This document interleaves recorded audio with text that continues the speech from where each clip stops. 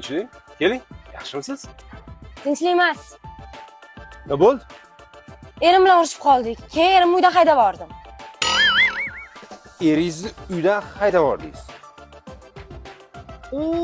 Bala. Bu pochcham bus-butun ish qilib, tirikmila? Qaydan buncha jasorat? Tirik.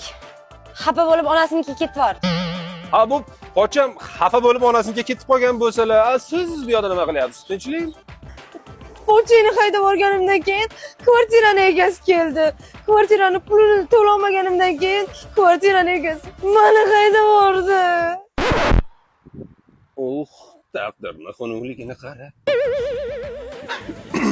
Zo'rsizlar, opa. Anaqa oilaviy, anaqa ko'ngli noziylardan sizlar.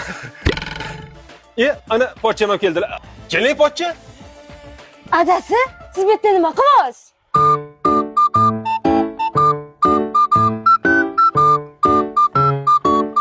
Onam uydan haydab yubordi.